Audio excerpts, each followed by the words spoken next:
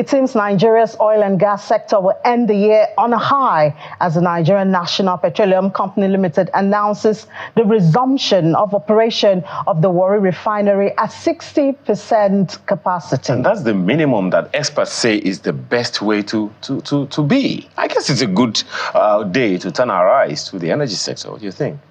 So we say welcome to day 2 of Channels Television's review of year 2024. I'm Ayo Makin, and of course with me is Ini John Mekwa. That's who I am. Well, it does look like 2024 will be remembered as the year when we saw resumption of operations in our refineries. There was Port Harcourt Refinery, and now we're celebrating Warri Refinery. And there was Dangote from the private side. Dangote also started the export of petroleum motor spirit, that's petrol. And then there's also the crude for Naira, which Dangote has attributed to the drop in the price of petrol. And this element of competition has caught up in that sector. So we see even a drop in the price of petrol in other retail stations. I don't know if you thought we would have this story in December 2024, where there's a drop in the price of petrol. I guess we can say that rule is being broken in Nigeria. What goes up is now coming down. Oh, it's coming down. When Nigerians are happy in it,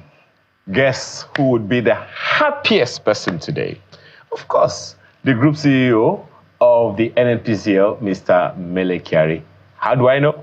Well, you see for yourself.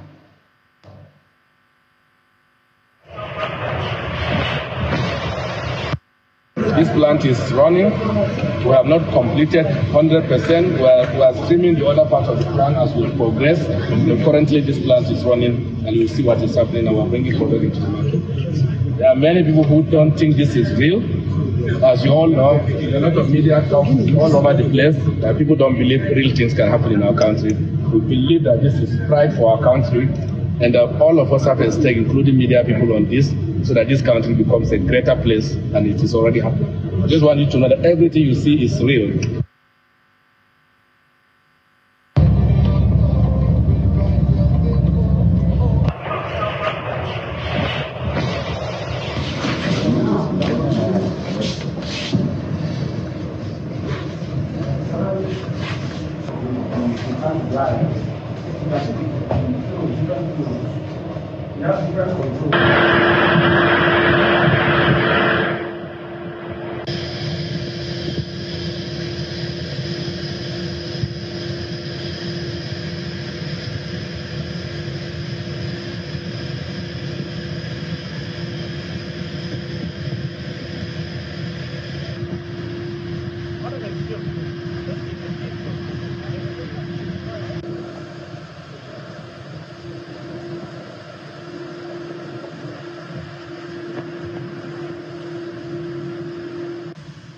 So, well, you've seen that.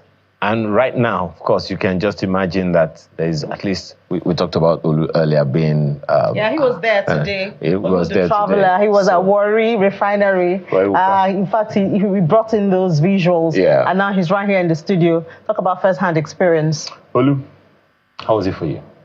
I traveled and I came back. Well, congratulations. I traveled and I came back. I mean, that's what we need to do. We've just done what we need to do, what we signed up to do. I mean, for years we've been talking about failed attempts to bring back any of the refineries, and now the second one. I think what has changed, speaking very succinctly, is the strategy as to how this whole thing, because I heard comments like, how come suddenly all the refineries seem to be turning up and the flames coming up on the flare stack and all of that? Well, the truth is, first of all, you need to ask yourself questions around the turnaround maintenance that we did in the past. What happened? So it was a case. Okay, so let me rephrase it this way.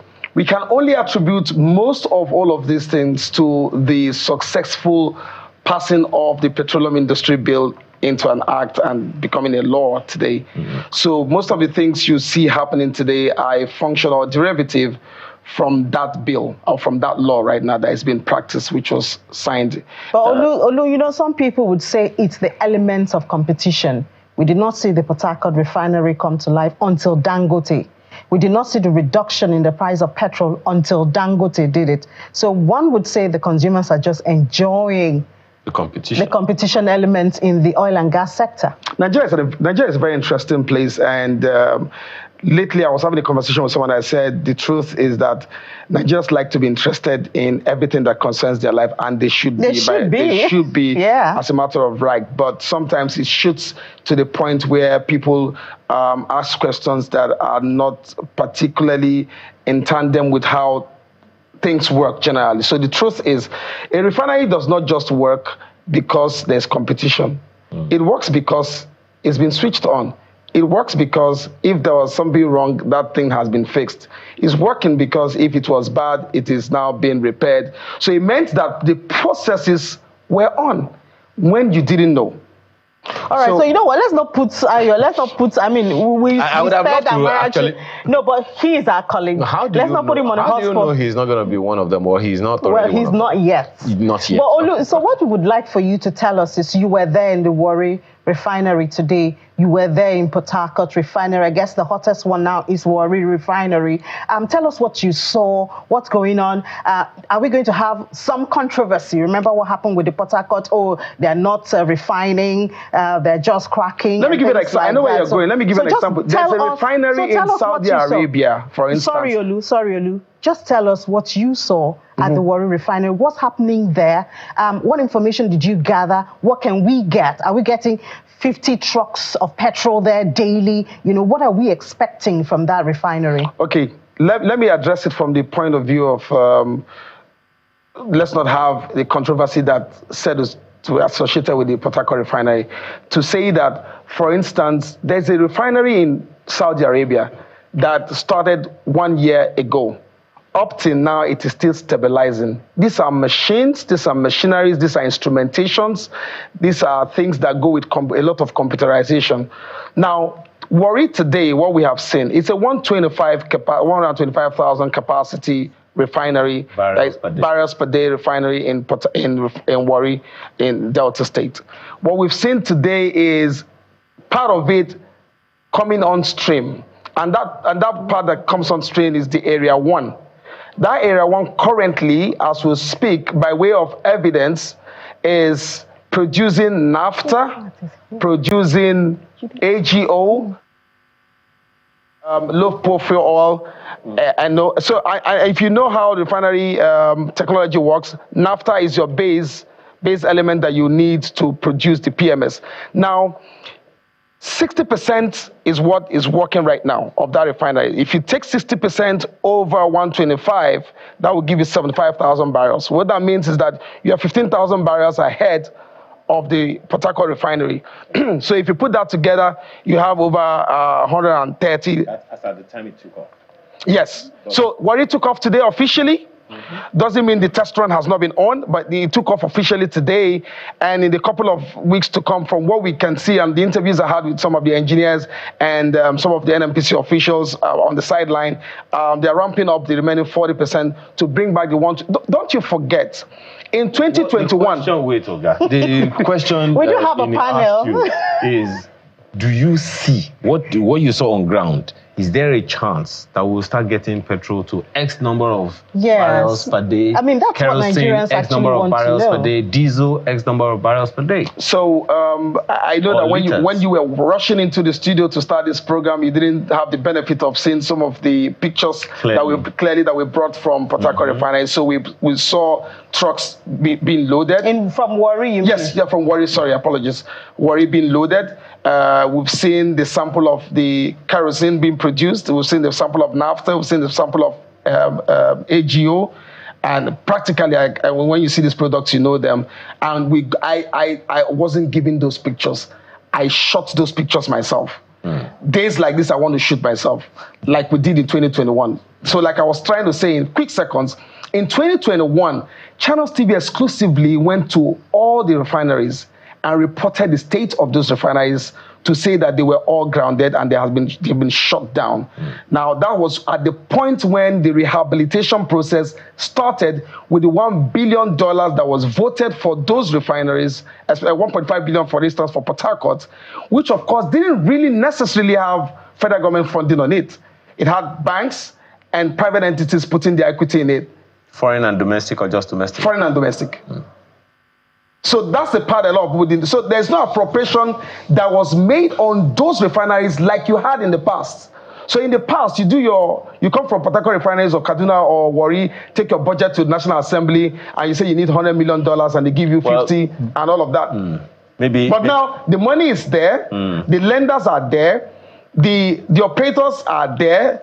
Dehu, for instance, in Warri, and Technomot in Port Harcourt, and the guys doing Kaduna are long and short, OEMs. It has taken off, and then it's evolving. I told you he's already one of them. Yeah, I believe you. Olu is already one of them. I don't trust him anymore. Others. So let's get our panelists. Well, what do you want to see before? No, hold your horse. Do you want a sample of? You want a sample of those products? I got the sample. Back to you.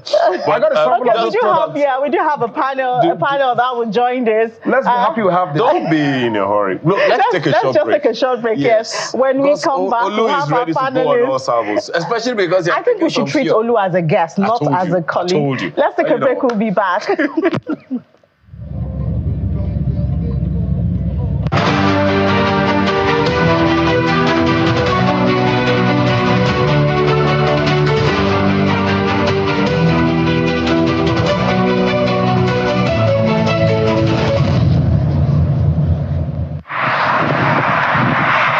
Nigeria joins the conversation around climate change, around energy transition.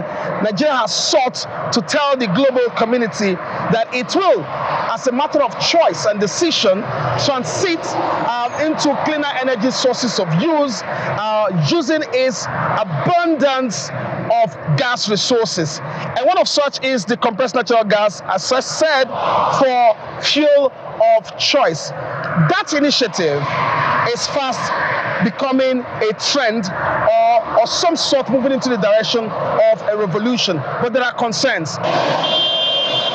When President Bola Tinubu announced a policy direction in favor of alternative fuel source, in this case, compressed natural gas, CNG, as a fuel of choice, it appeared like a diversion from the harrowing experience of subsidy removal at the inaugural broadcast.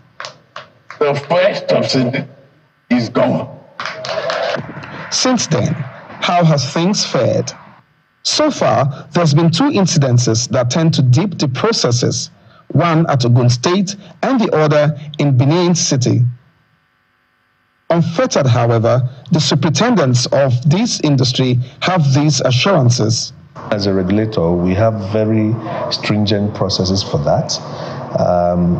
Within hours or minutes of any incident, there is a report of it. An interim preliminary investigation is done to find out what the causes are and those that are involved, the scope, what mitigation plan needs to be taken. In some instances, the facility may be sealed to allow for such extensive investigation.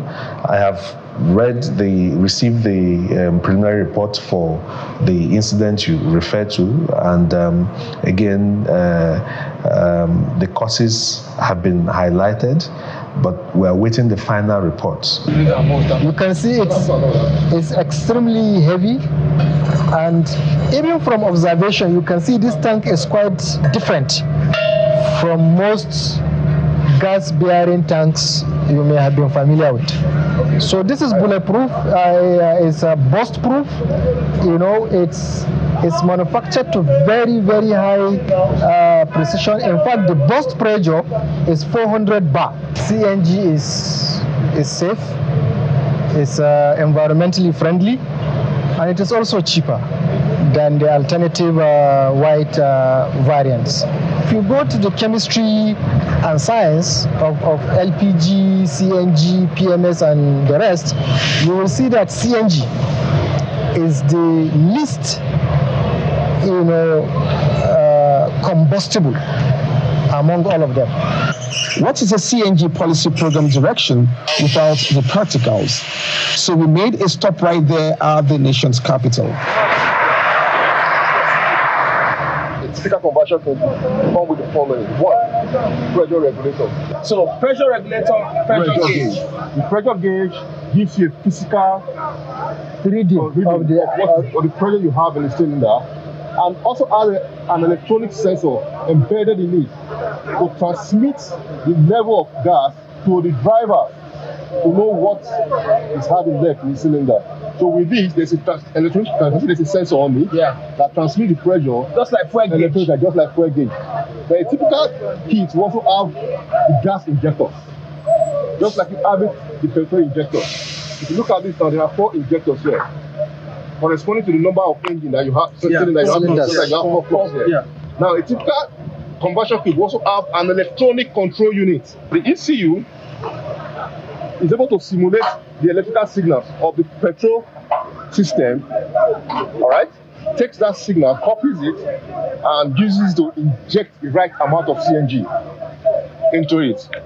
You understand? So what happens is that for a given engine condition, the petrol required is about 2 mil. All right? The ECU interprets it, all right, and give the corresponding intelligence system. And just like the gearing system of this kit. And give the corresponding amount of CNG at that particular engine condition. They have finished the conversion. We have to do the safety review to be sure that what is to be there is where it's supposed to be, and the conversion kit used are of good quality, and all the component parts, everything was well fixed, and we are good to go. That is why it is very important to get every conversion center certified to be sure that we have the right tools there to carry out the conversion effectively. Despite the mixed bag, there are some proud converts. Brilliant. Wow. Wow. How much CNG do you want to buy in terms of naira? In terms of naira, I'm using 15 kg actually. Yeah. So if I thought the pressure is okay, I can get 15 kg. That is 3,500. That's all. Yes. So if you buy now, how long will it take you? 150 kilometers. Commercial or private use? Commercial. Why? Oh, you're done. That was study. But with a meager 30,000 conversion done so far and 1 million targeted conversion, how ready is Nigeria to transit to low emission sources of fuel? Olu Phillips, Channels Television News.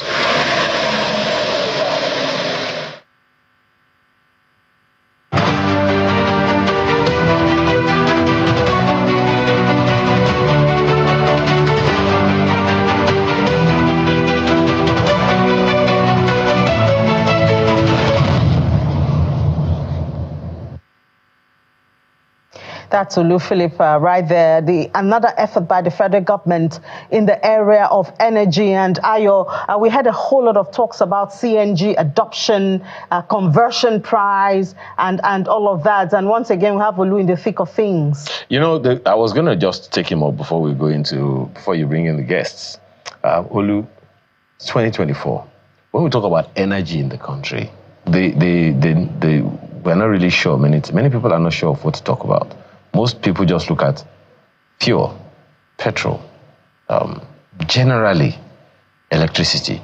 Do you think, generally energy, how would you, from reporting the various energy sectors, think we have fared? I know you must have heard a lot of people or experts say that we are resource rich, but energy poor. What that means is that I should have a choice between using PMS or a CNG, for instance, or an electric vehicle. Or solar. The choice should just be limitless to the point where, for instance, if I live in the north or in the northwest or northeast, you can choose my windmill. choice should naturally be should be renewable energy, as it were, right? So basically, you see us oscillating between today it is PMS. Everybody needs PMS for electricity. You need it for your car. You need it to run this organization. You need it to run the organizations that are not on national grid. You need it in your home, in small businesses, in large businesses.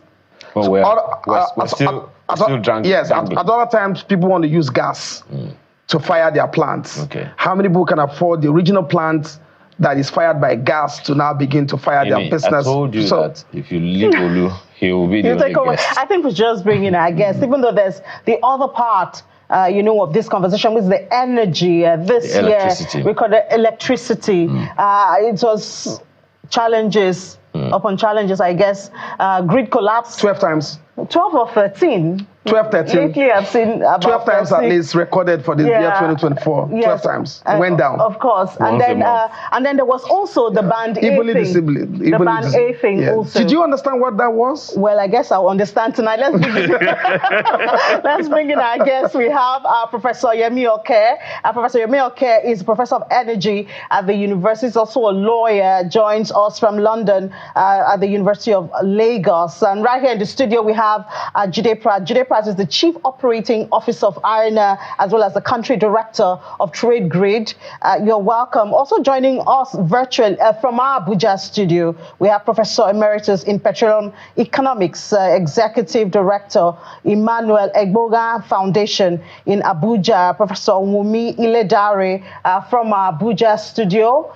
And then also we have Thank God Egbe, the Chief Executive Officer of Cypher Crescent Limited. So it's a full house, but I guess we can cheat and start with Jide Pratt. Oh, certainly, right here, because he's right here with us. So share with us, you are a stakeholder in the sector. You see a lot of things. I want to believe you're on the private sector side and all of that. From your perspective, how have we fared? Talking about energy accessibility, energy affordability, even with our energy resource rich, country that we can describe Nigeria as. Thanks for talking to me. So let's put it this way. In a basket, you have good, you have bad, and you have ugly. So let's start with the good. How have we fared? You just talked about the report alluded on Warri Refinery. Now, whether it's 100% is not the question. The question is that it's back up after not being up for quite a while. So that's a plus. That's on the good side. You look at Port Harcourt Refinery, and we had so many different conversations in terms of, is it up? Is it giving us petrol or what you call straight cut naphtha? But regardless, naphtha is a process to petrol. That said. So it means that we have two national refineries sort of coming back on stream. We have the game changer, which is the Dangote Refinery. It's the largest single train refinery in the world. So that's 650,000 barrel capacity. That's a good. It has triggered, and I believe I heard Amy asking something, why wait for NNPC? But you see, in everything, there's a cause and effect. I believe the Dangote Refinery, when we come to refining, takes Nigeria from a net importer to a net exporter. That's a fact. So that's a positive.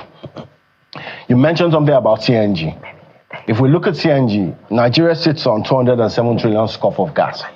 What that means is that we have more gas than we have oil. That's a positive. Okay. The Executive Order 40, which the President signed some time back, became the trigger to start some of these things alongside the Petroleum Industries Act. So we have some movement, we have some motion. It's not yet Uhuru, but also look at the upstream. And we all know that the Seplat transaction, Renaissance, Shell, these all got to what you call government approvals. So they're positives. That's how I would start it. The bad side is that it took us so long. Why did it take us so long? Red tape, bureaucracy, politics. But we're past that now. So for me, what was the ugly part, or what is the ugly part? We still struggle in the oil and gas sector with data. You go to the NMDPI website now, it's probably a year back. So we need data that is tangible. We need more gas commercialization as a country. In a nutshell, I would say we haven't fared as badly as we thought we would, but there's so much room up ahead. Those would be my opening comments. Well, Professor, okay, I'll bring this to you now. You've talked about this for as long as I can remember. So the question that I want to ask you, and also taking from some of the issues that Inya and my colleague Olu have raised here, now it is good news, and it's part of the way it started is that it seems we as a nation are ending the year on a high and literally firing the new year anew. But if you would take a general assessment of the entire energy space, which one have we ticked the box highest? Which one did we have the greatest opportunity and we failed to take it? And which one gives us the most opportunities in the year ahead? Thank you. Thank you very much. If you are hearing me. Yes, we can hear you.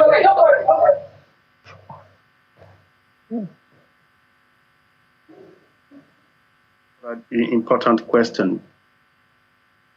I think we lost a lot of bad opportunities years back because PIA took us so long before it could materialize.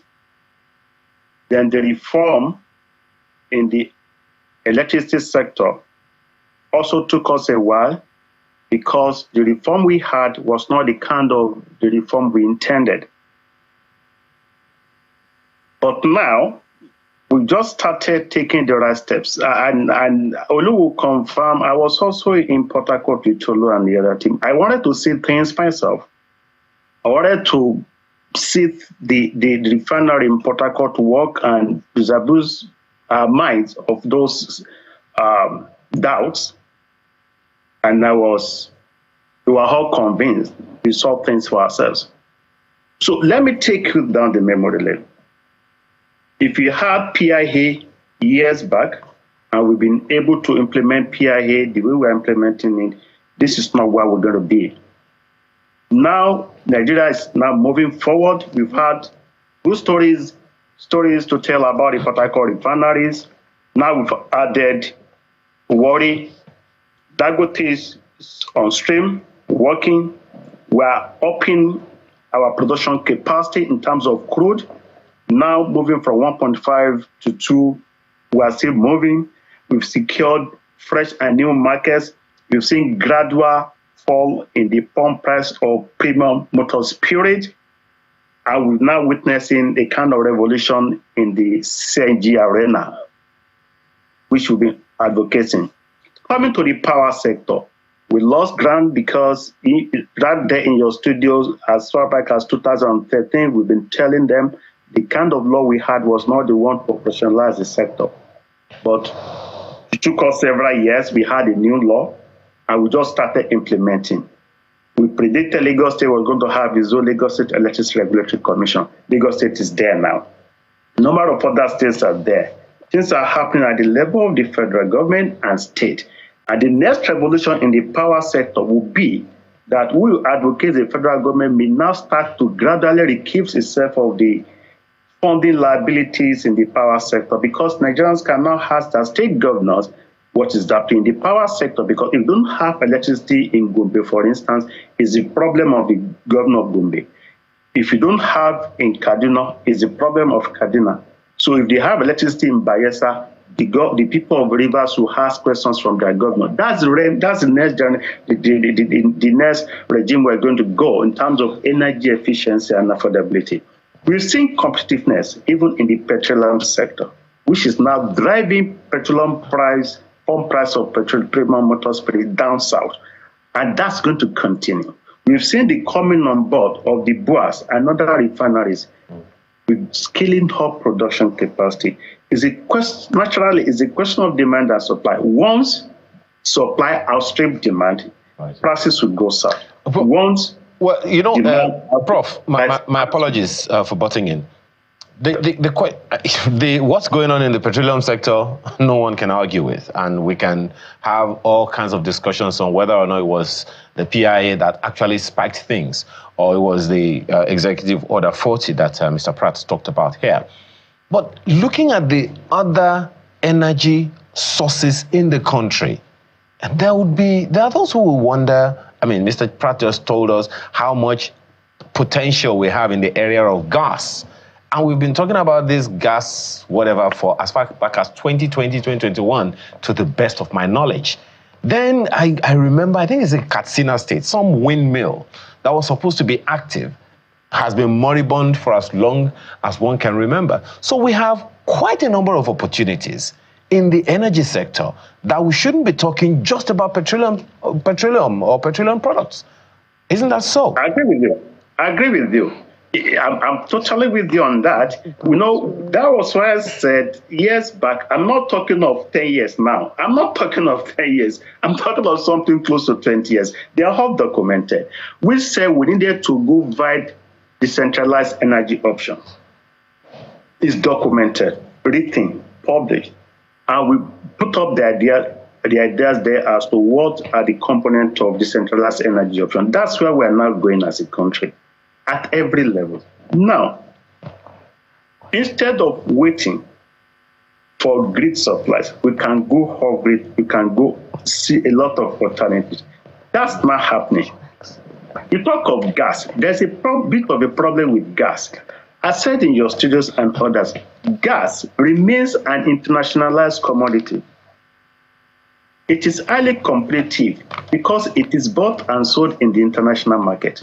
The regime we had was the one that expected gas producers to produce gas, and under the guise of domestic gas obligation, which was also written into the Petroleum Industry Act. You are saying the gas producers should produce gas and be patriotic in quotes to Nigeria and sell for purposes of power generation. That was a problem because there was no encouragement for gas producers to produce gas. Nobody will produce gas at a loss because it's a competitive product that buyers are waiting for it offshore. So they weren't able to comply with that domestic gas obligation. They will not told government start to do appropriate pricing of your gas so that they can give for domestic use. Otherwise, nobody's going to give gas to the power sector. The federal government now stepped in through embed. Embed was supposed to be a stopgap arrangement, an interim arrangement that will guarantee supplies of gas, meaning just produce your gas. Whatever is produced is bought and sold to the federal government as a bulk buyer. They will not give it to the discos. Discos will distribute. Discos got those gas. They weren't remitting appropriately. They were under remitting. They said they had a lot of course, I don't want to go into all the kind of losses because Nigerians are listening. They're not interested in the technical languages of the losses in the power sector, but the discos were not able to remit appropriately. So the federal government was now forced to bridge the gap, pay for gas given to the discos. Embed was in huge debt to gas manufacturers, and the sector was no longer liquid. Those were the challenges. And we said, okay, federal government can no longer... My apologies.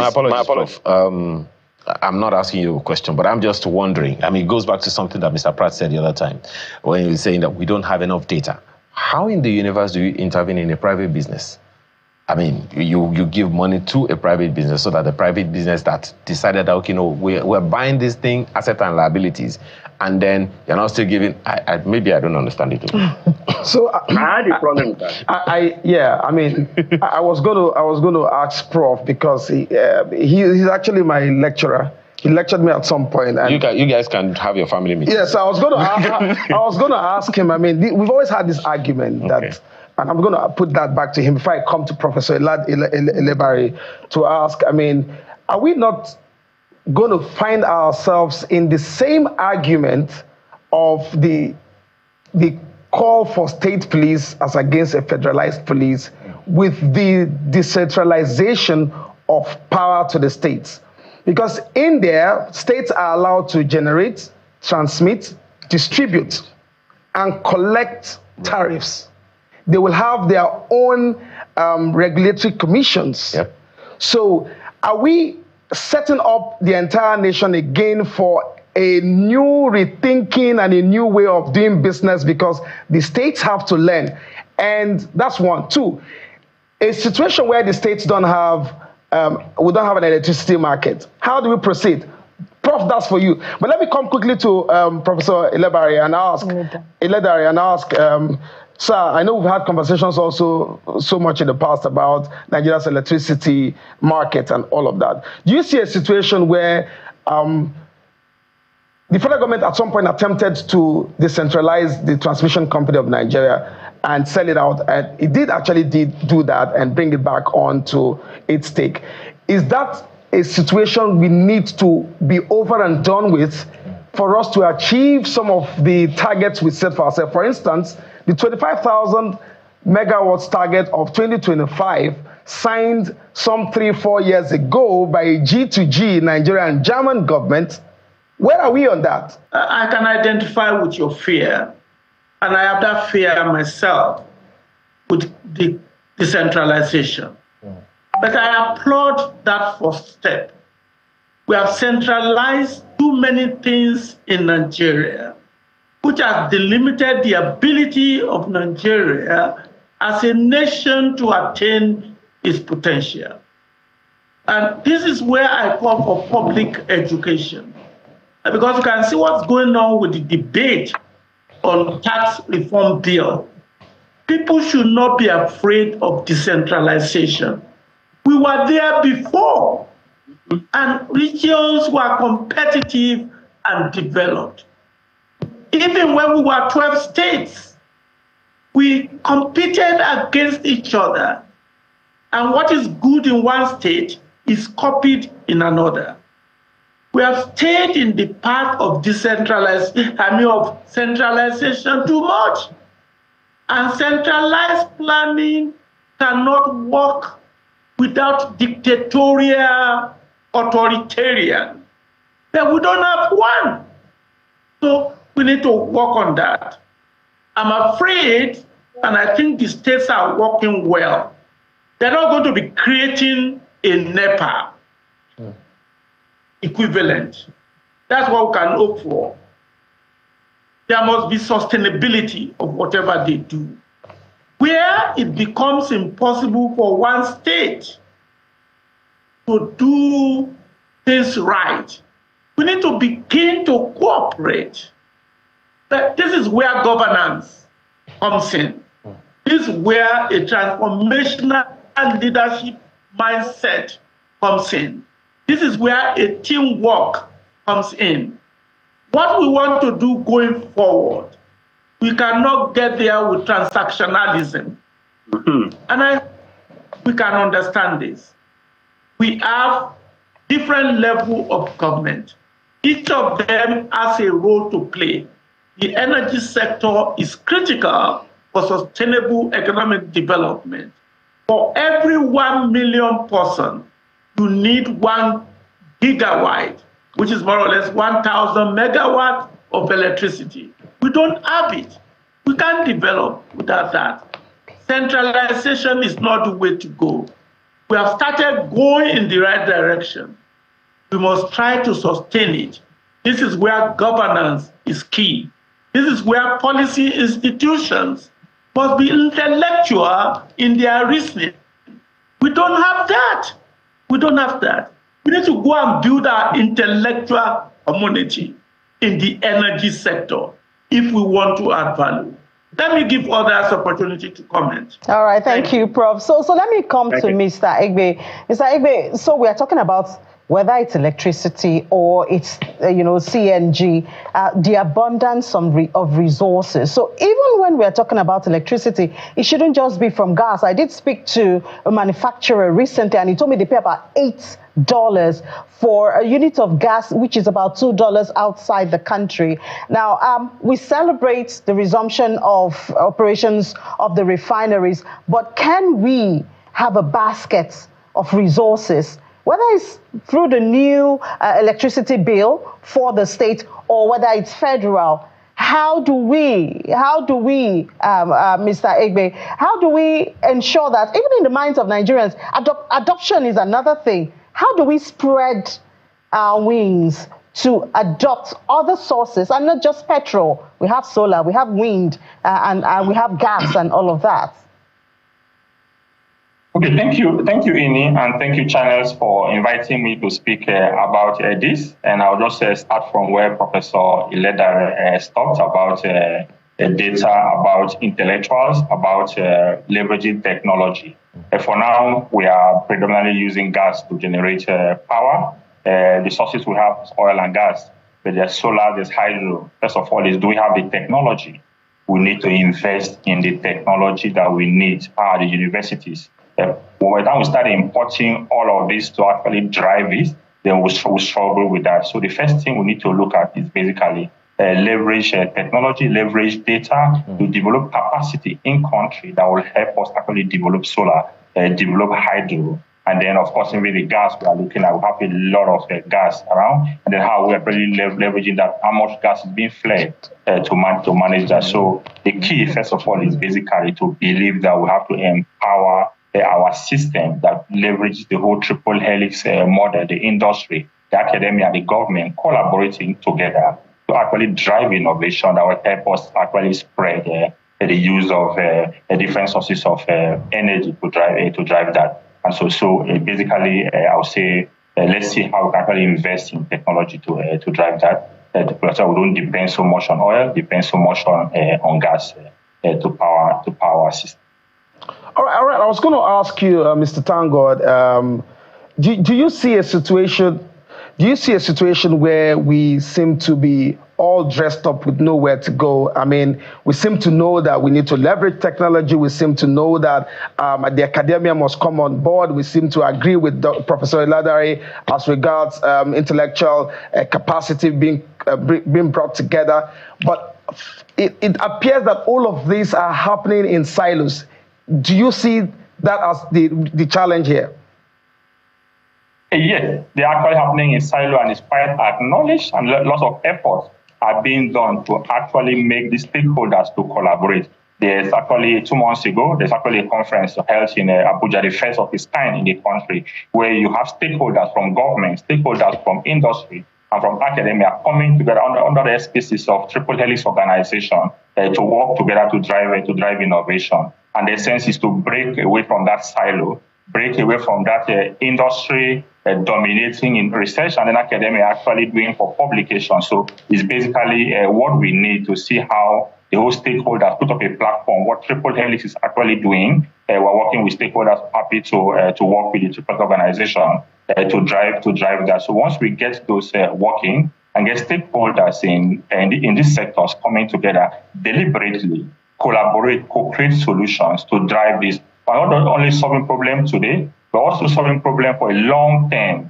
For Triple Helix, we actually have a vision 10-10-10-10, talking about in the next 10 years, can we have 10 research institutions, 10 academic institutions that have 10% equity in 10 listed companies that will drive innovation, that will drive changes in the country the next 10 years. So if we have that, this can be done only through collaboration. And that's basically what we need as a country to break down that silo where research is done for publication. Sorry to jump in. I agree with you very, very well and so much so.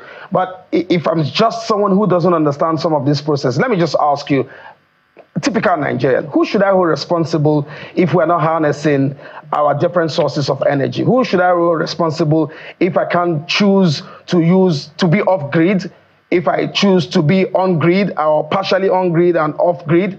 Who can I hold responsible if I can buy petroleum products at the right price? And who can I hold responsible if I can turn on the switch and have it come on? That's the kind of silos I'm discussing. It's actually, if you look at the sector, to drive changes in the economy, you need these 3 sectors to work. You have the academia to work. You also have the industry. You also have the government working. It's like a chicken and egg question. Which one comes first? First of all, we need our research institution, we need our academia to actually develop innovative products that will be able to drive changes in the industry. We also need the industry to actually bring in these challenges that they have to the academia, to research institutions for it to be solved. We also need government to formulate policies that actually need to drive innovation, to drive operationalization of this research, to fund most of this stuff. So people move from triple helix and move into pentahelix. We have the funding, we have the entrepreneurs to empower that. So it's basically holding one person responsible. It wouldn't be fair because it's like a network system that's actually work together to look at who is going to work together. Everybody co-create, join comes together to co-create this. You have the government, the responsibility to develop policies, to bring funding. You also have the academia, responsibility to actually develop solutions and research on that. Of course, industry will analyze this and then send those problems down to university. So we create that. So the problem is basically a multi-sectoral problem, and it also starts with that what Professor Lemon said, the intellectual capacity that we have to provide that. We have oil and gas production in the country. We really know how much we have. We are producing. Yes, we have a couple of issues around, but data. We have that data. We have that technology. We have a couple of countries where all the amount of oil produced, gas produced is actually recorded. You can actually stream from somewhere, you get all that. So that's basically some of the solutions that can emanate from the universities, that can emanate from research centers. I know a couple of oil and gas companies that are actually institutional research, which is really very commendable. What's happening around. So if we drive this and get this done, I'm sure that we'll be able to drive innovation that will lead to changes, especially in the oil and gas sector that has the highest amount of investment. Mr. Thangod, we get you quite clearly. We'll just allow my colleague here, Mr. Ayo, come in. I was almost going to say that there's a colleague of mine who just said, you know what, tell them we need light. I don't know how we're going to communicate this. That's all we want to hear. We need light.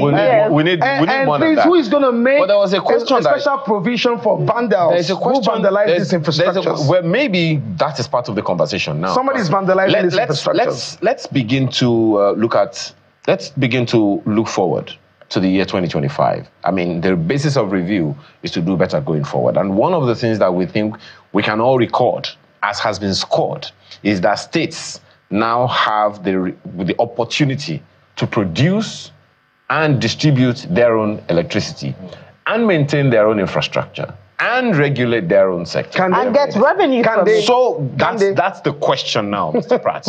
So the law permits. I don't know if all 36 states can do it. Yes. Professor Naji, I asked him one of the days we interviewed him, I mean, having done, geometric electricity in Abia State, I asked him, how long does it take to come up with a power station for generating electricity? He said it shouldn't take more than 3 years and maybe $20 million or something like that. Now, being that short a time and that finite, quote unquote, quantum of resources, what are the states, what are the potholes, the minefields that the states, any state that wants to get into it, needs to be aware of and avoid, so that they can avoid the problems that Olu has forecasted earlier? Thank you, Ayo. So let's start from the beginning. When you have a problem, you iterate. So it starts by saying that I have 4 problems, I've solved 2. In solving 4, the 2 that I've solved, 1 has an issue. So it means that I have to rework it. Now let's use Lagos State. And I keep on saying, in the country of the blind, the one-eyed man is king. Lagos is that one-eyed man. Probity is a different conversation, but in terms of resources and passing the bill, she's gone steps ahead of everybody. So what are the legal, or let me say, what are the potholes she's likely to face? There's a fix, or shall I say, there's a cross between being capitalist and being socialist. That is the Nigerian conundrum. We're 200 million people, but we don't have 200 million people that are, and I don't want to use gainfully employed, I want to use the word productive. Some by choice, some by chance. So you find out when you go into the political landscape in Nigeria, you become able to do so much more. But at the same time, they wear what you call a political hat. I think that is the first issue they need to step away from. Competence is what is needed. So it means that if you have the best mind, electricity regulation. So that's where, and we're going in stages. If you set up this regulatory competence from the legal framework, what is doable, what is right to do, and what is wrong to do, then commercial viability. If Lagos says, for instance, let's just use an abstract example, she needs 2,000 megawatts of electricity.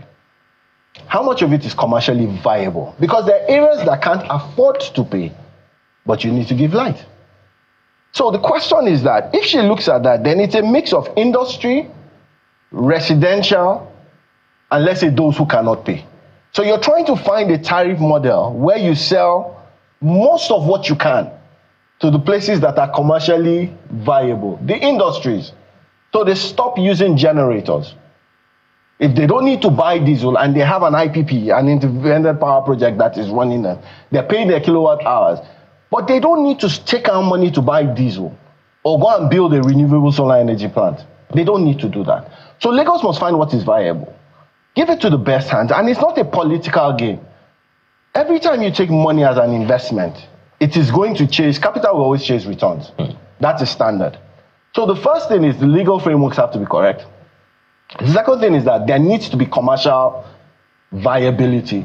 And what is most important, in my opinion, is that there must not be a case of where I give it to Mr. Ayo because we're from the same party. If INI is the most competent. It goes back to competence that you talk about. If INI is the most competent, then that is what it is. She's going to be able to generate what we need. Even if she's not even from Lagos State. It doesn't matter where she's from. Okay. If we say we're already talking about that separation is where I think the big deal is. Okay. Because who is going to be answerable to who? The state government will set up the same thing that is at the federal level, isn't it? Yes. And run it. And you're already suggesting a cross subsidy? Well, not a cross subsidy, because what I'm saying is this, Olu. If we need 2,000 megawatts, we're going to price it in such a way that the return on investment covers the 2,000. But what we're saying is that the man who runs an industry pays a higher percentage. It's not a cross subsidy because he's running an industrial area. Look at it for power. If everybody is at home at night, then you can charge a higher tariff at night than in the daytime when there's nobody. So not a cross subsidy, but a cross-tariff system that covers bankability. And it's important to note that this is also, it also has incentives because the government is supposed to do this with the private sector. And this is supposed to be business opportunities for entrepreneurs who we know have the capital, you know. Do you think government will pull back completely and allow the private sector and what everybody's saying here? Let's to the point where the professionals will run it. They should. They should. Whether they do is a different. But it goes back to what we say. If we have conversations, and I would say this, Up NEPA is a 50-year-old problem. So it means that we haven't solved it for 50 years. Are you sure he's not older than that? Anyway, well, Professor, I think I want to go to Professor Ledare. So we don't exhaust on just electricity now. The issue of crude production, we saw some improvements this year. We saw some improvement this year, Professor Ledare. I wonder if we know the Tatiana Olu has been following them. They've recorded some successes, and in our budget we have the 2 million barrel target. So are we on the right path to get this?